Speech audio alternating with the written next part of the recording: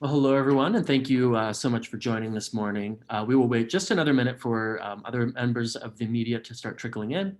As a reminder, we will be recording this, or we are recording this press call, and we'll distribute following the call. If you would like to record on your end, please either raise your hand or drop a note in the chat, and I will upgrade you to panelist mode, and you will be able to record.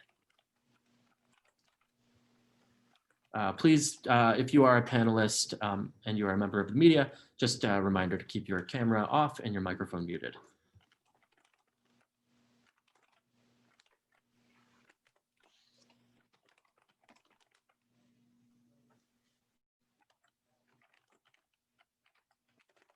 All right, we'll just give one more moment here for other folks in the media to trickle in.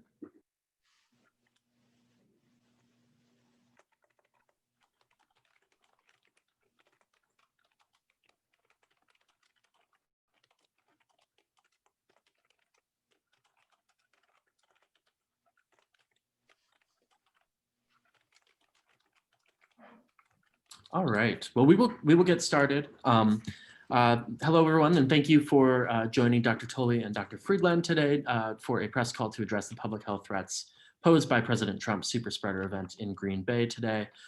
We will hear from each of the doctors and then open the floor for questions from members of the press. You will find a record option at the bottom of your toolbar if you are a panelist to record on your end. We will also distribute the recording afterward. Without further ado, I'd like to invite Dr. Freedland to kick us off with a few statements. Hi, I'm Dr. Robert Freedland. I'm a ophthalmologist. I've been practicing in Wisconsin for the past 34 years. And I am the Wisconsin state lead for the Committee to Protect Medicare. And I'm happy to be here today, along with Dr. Madelaine Tully from the other side of the state to talk about what's going on. For the past 2 weeks, physicians in Wisconsin and across the nation have repeatedly begged President Trump to cancel his crowded campaign rallies. We did so because we are concerned that the president's large in-person events, with few people taking basic precautions like wearing a mask, will increase the risk of COVID-19 spreading across our communities. Not surprisingly, President Trump ignored doctors and health professionals as he has consistently done throughout this entire pandemic. President Trump's unlikely to heed another call to cancel his rally in Wisconsin or any other state. As physicians who see the pain and suffering of COVID-19 firsthand, we believe President Trump's willful disregard for science in his crowded campaign rallies will increase the risk of COVID-19 spreading into communities that are already experiencing a lot of death and sickness. As physicians, we see too much suffering and too many people dying from COVID-19. We must always remember and honor them as human beings with loved ones who will grieve for them. When President Trump holds an in-person rally and packs people close together with few people wearing masks, he is dishonoring the memory of the people we have lost to COVID-19, and he is needlessly exposing more families across Wisconsin to this disease. When President Trump holds his rally in Green Bay today, he will be doing so against a grim backdrop in Brown County and in Wisconsin. This week, Wisconsin reported a record-breaking 5,262 cases in a single day on Tuesday. Also on Tuesday, 64 people died, the most in one day. Brown County's positivity rate over the last 7 days through Tuesdays was 32.9%, more than 6 times the rate recommended to safely reopen, which is no more than 5%. Wisconsin's huge spike in cases threatens to overwhelm hospitals. Hospitals are already sounding the alarm that they could run out of ICU beds in 2 weeks. Hospitals are right now at or near capacity. A COVID-19 outbreak that continues like this will overwhelm our hospitals, worsen pain and suffering people are already experiencing, and put more lives at risk. President Trump's rallies directly endanger people's health and safety. I'd now like to invite my colleague, Dr. Madelaine Tully, to say a few words. Hi, everyone. I am proud to be here. My name is Madelaine Tully. I've been practicing in Milwaukee for 17 years. I currently practice at the Progressive Community Health Center located in Milwaukee Central City. I'm speaking today as myself, as a concerned physician, and I do not, what I say is not necessarily the stance of my organization, but I've already talked to the CEO and she agrees that we have a duty as physicians to speak out when we see dangerous and unhealthy behaviors. And unfortunately, our president has been holding rallies that stand out for two reasons. They pack people close together who are not wearing masks, and they serve as platforms for him to continue spreading medically inaccurate misinformation. Both of these things put people's safety at risk, and it's our duty as physicians to speak out against such risky behavior. The more President Trump downplays COVID-19, the more he gives people false sense of security when we should all be redoubling our safety behaviors during this current surge. The more he does that, the more people are going to be unsafe. With his words and actions, President Trump is making things worse for Wisconsin families and putting their lives at risk. As physicians, we are frustrated at President Trump and his administration's constant spreading of medically inaccurate misinformation and claims that are not based in facts. On Wednesday, Vice President Mike Pence claimed that the vaccine would be available this year in 2020. Yet, epidemiologists and vaccine experts have repeatedly cautioned that a vaccine may not be widely available until 2021, and that vaccines take time to work before community immunity can be achieved. President Trump has repeatedly downplayed COVID-19's devastation by saying that the pandemic is disappearing. As of Thursday, 228,000 Americans have died of COVID-19, an average of about 1,000 deaths per day, and 8.9 million people have been sickened. And on Saturday, President Trump's Chief of Staff, Mark Meadows, acknowledged, "We are not going to control the pandemic." So this tells me that the administration is more focused at this time on treatment strategies than on prevention, okay? And it would be more effective if we at all levels of government would focus on both prevention and treatment. President Trump's rallies are what happens when he refuses to acknowledge the consequences of his actions, or more accurately, his inaction. He has the power to prevent infections and deaths, and we encourage him to use his power for the good of all of us citizens. We are here, well, here are consequences. My colleagues and I will put on our N95 masks and treat the Wisconsinites who needlessly contract COVID-19 in the wake of his campaign's many super spreader events that are occurring around the state. I'd now like to invite Dr. Freedland to say a few words about the president's record on healthcare and what this means during a pandemic. Thank you. Instead of holding a risky in-person campaign rally, President Trump should do what he should have done from the start. From the beginning of this pandemic, President Trump should have required people to wear masks. He should have implemented stay-at-home orders. He should have ensured healthcare workers have the masks, tests, and resources we need to protect people and save lives. At multiple points in the past 10 months, President Trump could have changed course and taken the kind of action governors like Governor Tony Evers took in Wisconsin. Governor Evers implemented a stay-at-home order. He required people to wear masks. He limited gatherings to maximize social distancing. At every turn, President Trump and his political allies in Wisconsin undermined Governor Evers' efforts. They and their extremist allies sued against basic pandemic safety measures. They refused to provide relief to people struggling in this pandemic. They left families, schools, and healthcare workers to fend for ourselves. They refused to put people before profits. And now hospitals and ICUs are filling up. President Trump has clearly thrown in the towel and is willing to allow COVID-19 to continue devastating Wisconsin families. By continuing to hold campaign rallies in states that have been hardest hit in this pandemic, including Wisconsin, President Trump opens the door to further spread of COVID-19 and more pain and suffering through the winter.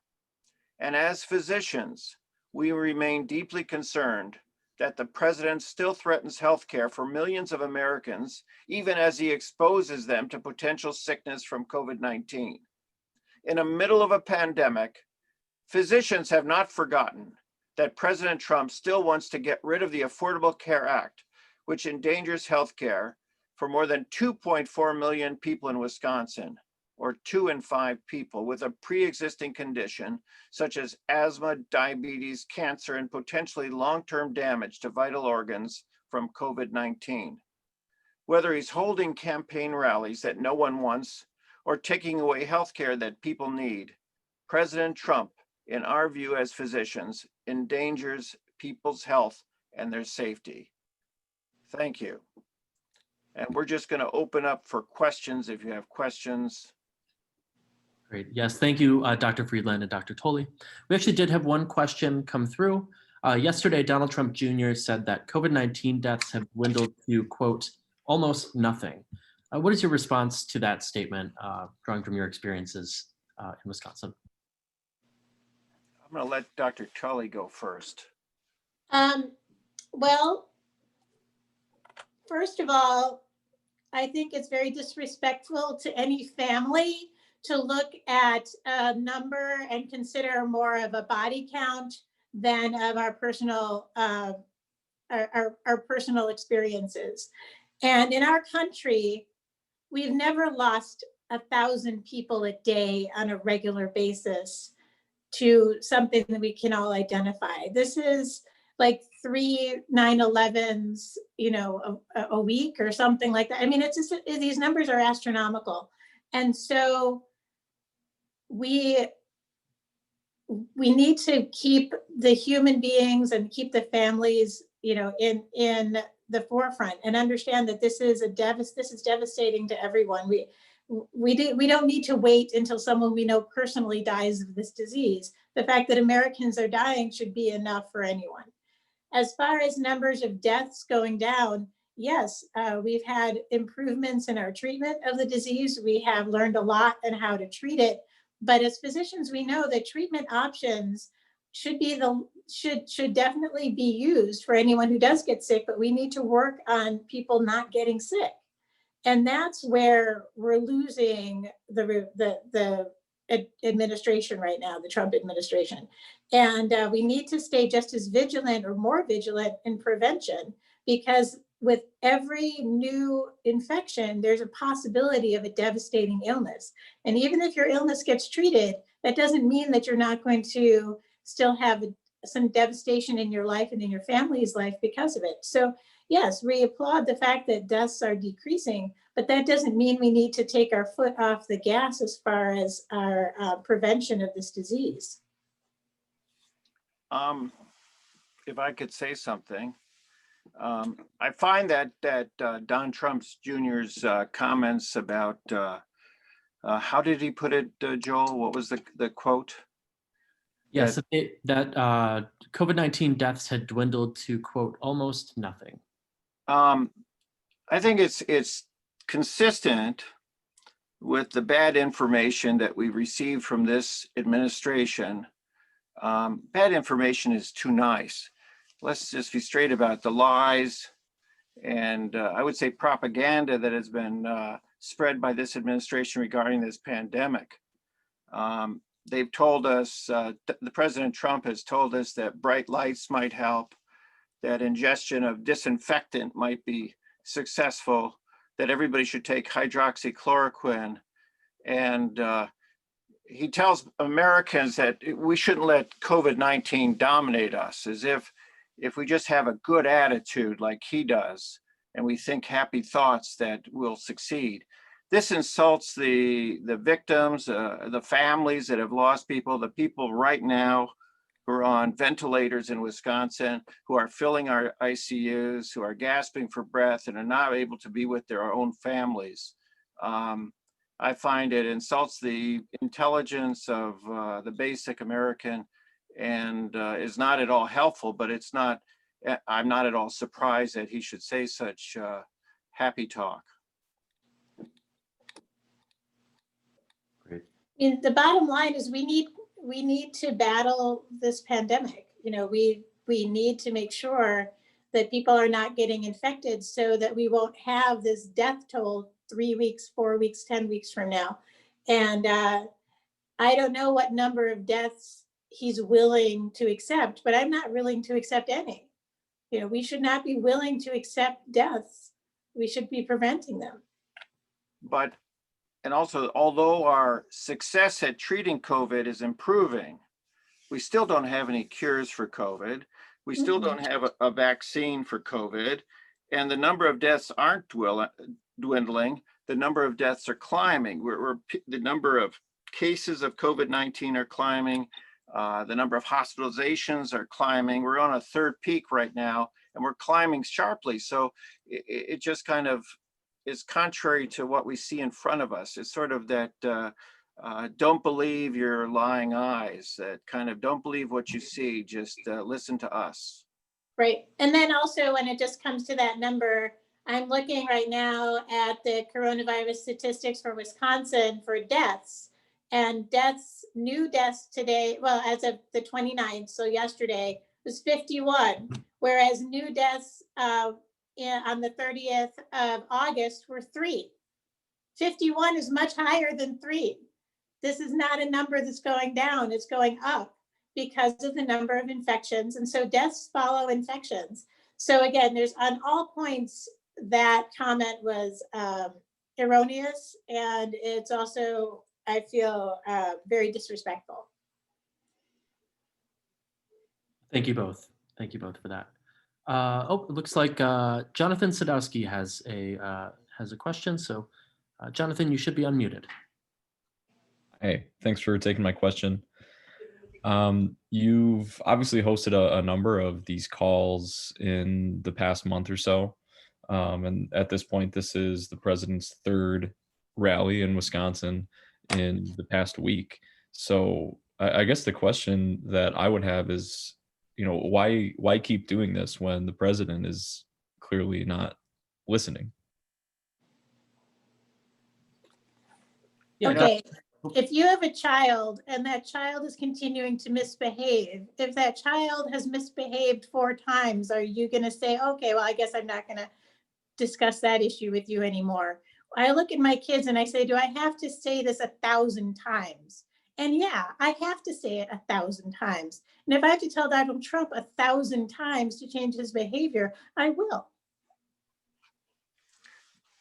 I think I thought about this a lot. I participated in a lot of these calls. And I thought, what's the point? He keeps coming anyway. But I thought there's a very good purpose to what we do. We as physicians, and we represent the Committee to Protect Medicare, represents physicians, hundreds of physicians across 40 states in the United States, are prepared to respond to misinformation. We're prepared to advocate for the health of the American people. And I'm hopeful that when Donald Trump gives his speeches and holds his rallies, the effect of our discussions, our press calls, our coverage by the press, which also grows fatigued of all this, is that the American people have an opportunity to see that there's another view, that we aren't sitting quietly by. It's sort of like, back, I hate to compare it to that dark era in the 1930s, and everybody said, why didn't people speak up? Why didn't people say anything when there was evil in the land? And I view this as close to when Donald Trump holds a rally and everybody shows up, you say, well, how's that possible? It's not safe. They're not wearing masks. I saw the one in Florida today, right before we met, and nobody was wearing a mask. And Florida's a hot zone, and he's going to come to Wisconsin and do the same thing, and probably about nobody wears a mask. The ability of a false prophet, you could say, to bring his followers in and do dangerous things, dates back to, was it Jim Jones? We can ask, why are all those people drinking the Kool-Aid? Why are they doing things that potentially hurt themselves? And we need to inform Americans that it isn't safe to be in a large crowd like that, shoulder to shoulder, unmasked in the midst of a pandemic that's taking people's lives. So it isn't, you can't just dominate a virus. It doesn't matter whether you're a Republican, Democrat, Independent, or you're not even voting, you can get sick. So I feel very good that we participate in this and inform the public that they shouldn't go to the rallies, that they shouldn't support this administration that has been irresponsible with our health. And I hope that we're part of the reason polls say that Wisconsin is leaning toward Joe Biden as opposed to supporting this president, because I think we need to restore some rationality to healthcare in the United States. Right, and because I'm wearing my Progressive Community Health Center jacket, I have to say that I'm speaking for myself, for a nonpartisan organization. As a community health center, we have been supported by both Republicans and Democrats for the past 50 years, very proudly. And it is my duty as a citizen and as a physician to call out dangerous behavior. And when we look at our numbers and we look at the percent positive for COVID-19, we're looking at about 13 out of 100. That's a 13% rate. So if Donald Trump has a rally that has 1,000 people, that means that there are people there who have COVID and who are going to spread it because they are yelling, they are talking, they're interacting, and they don't have symptoms, because we know that it's community asymptomatic spread. And it's our duty as doctors to say in any way that we can that this is unsafe. And even though he's not listening to us, that doesn't mean we're not obligated to continue to say it. Thank you both. Appreciate that. And just one final question here. How have you seen, you mentioned early on that these rallies allow President Trump to spread disinformation. How have you seen that disinformation from President Trump trickle down to either patients that you see or elected officials in your state? And how has this affected your ability to care for your patients? Well, briefly, I'll just tell a patient story. I think that I have a patient who's currently hospitalized with COVID. She has a family. Her mother has been affected, and two children and her husband. And the children are both in their 20s, and her husband is, they're leaving the house every day. Sometimes they're wearing masks, sometimes they're not. But they don't feel like they want to get tested or need to get tested because they want to just go about and live their lives. And so when our president and the folks following him are acting that way, then they feel more like they can act that way. It's just that even though it's affected themselves in their own lives, they're just not seeing it. They're not seeing a mandate from the people that they consider in charge from their authority figures. So they're spreading COVID. They're spreading COVID. I can just tell you that they are. Thank you. I think Madelaine, Dr. Tully said it best, and I've little to add except that I have many discussions with patients about masks, and I hear many of the patients who are misinformed just sort of spread misinformation, and I find it scary sometimes just to go to the grocery store and have people that wear their mask below their nose or don't wear a mask at all or put it around their neck or wear it to get in, then take it off. And I think this is something that I experienced that not so much as a physician, but as just as a citizen in Wisconsin, that we all face that threat of misinformation. I mean, when Trump held his massive rally in West Salem just a couple of days ago, just probably 5 miles from where I live as the crow flies, you know, I don't know what the effect's going to be, what patient's going to come in to see me, what employee's going to be, I'll be working with, what associate I'll be working with who's going to spread the disease to me or to others that I work with. So it's sort of an underlying stress every day of our practice. Great. Thank you both. Appreciate all of your expertise and insight. Really appreciate you sharing that with us today.